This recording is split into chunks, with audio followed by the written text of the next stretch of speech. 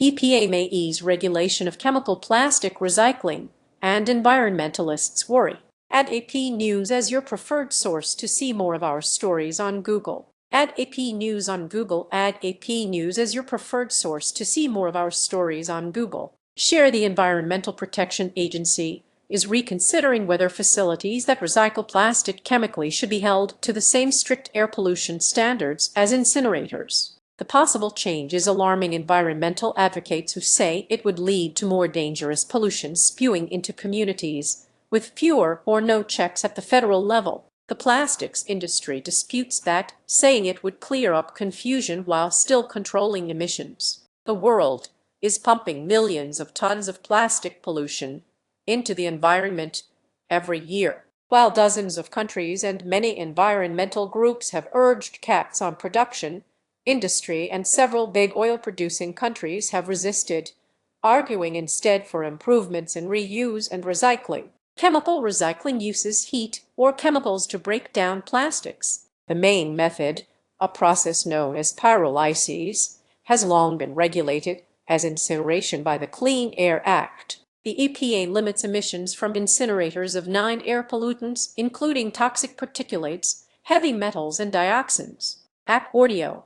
EPA may ease regulation of chemical plastic recycling, and environmentalists worry. The EPA is proposing changes to recycling plastics that are alarming environmental advocates. AP correspondent Donna Warder reports. The agency says a potential new rule could instead recognize pyrolysis as manufacturing. The American Chemistry Council, an industry group, has long argued for such a change. The definition of incineration is to destroy it. Right. You're literally trying to make it go away, said Ross Eisenberg, president of America's Plastic Makers, who leads ACC's plastics advocacy. That's not what they are doing here. They are trying to preserve it and recover the materials, which is recycling, which is manufacturing. Read more. Judith Enck, a former EPA regional administrator who now heads up Beyond Plastics, opposes what she said would be a much weaker level of environmental protection. Chemical recycling companies know that if they want to operate, they need to get this essential Clean Air Act permit,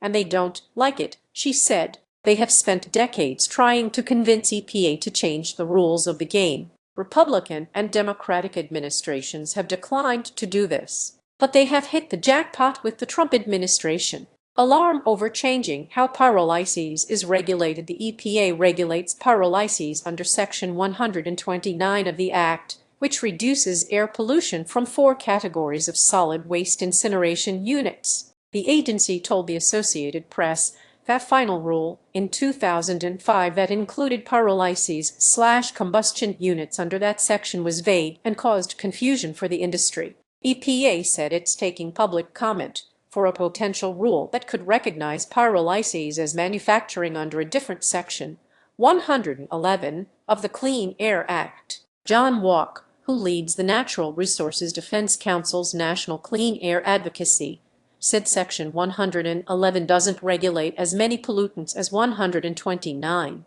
He also argued that EPA's plan is skipping crucial steps in a lengthy, required rulemaking process. Walk also said the EPA move would amount to the immediate deregulation of these facilities under the Act. He said it would take several years to follow the legal process to regulate the industry under another section, leaving a gap where no federal emissions standards would apply. You could have a facility that was controlled on a Monday, preventing those hazardous air pollutants from being emitted into the atmosphere, and on Tuesday, the facility would have legal permission to turn off installed pollution controls to allow the unlimited release of hazardous air pollution into the same community that was better protected on Monday, he said. Why would they do that? Why would they turn off an installed pollution control device? Because it costs money to operate them. Eisenberg disputed that. He said other sections of the Clean Air Act would still apply, and facilities get state permits, so the emissions would still be controlled and surrounding communities would be safe. They are so heavily regulated, Eisenberg said. Recycling rates for plastic waste are tiny. More than 90% of plastics aren't recycled, according to the American Chemistry Council. It promises that chemical or advanced recycling can change that, As a complement to traditional mechanical recycling, chemical recycling can help dramatically reduce the amount of waste sent to landfills while generating a diverse range of products, the ACC says. The process breaks plastics down into liquid and gas to produce an oil-like mixture or basic chemicals that can be used to make new plastics or fuels. It's like unbaking a cake, Eisenberg said.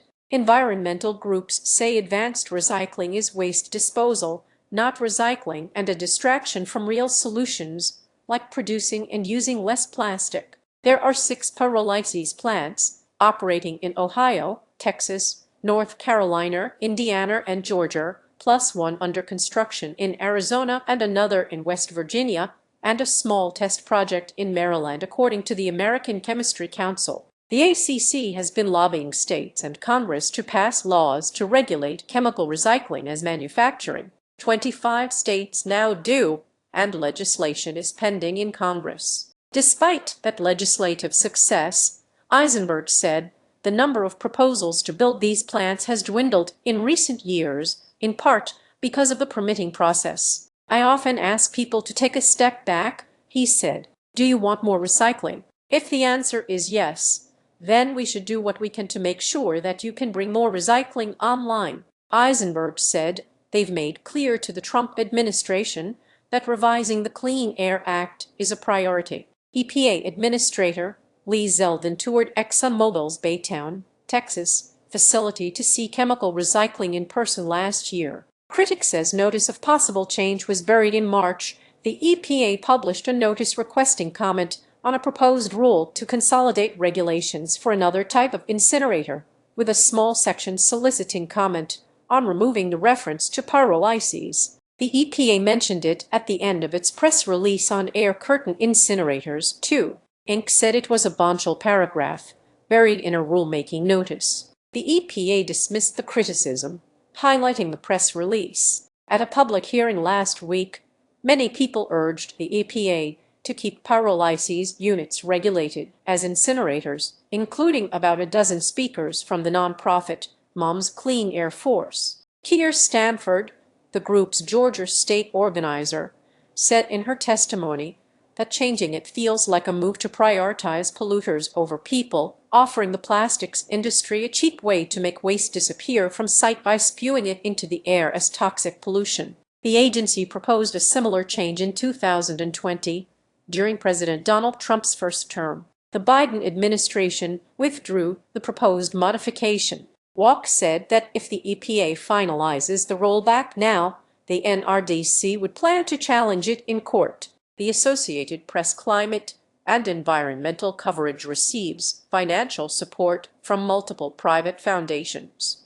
AP is solely responsible for all content. Find AP's standards for working with philanthropies, a list of supporters and funded coverage areas at ap.org.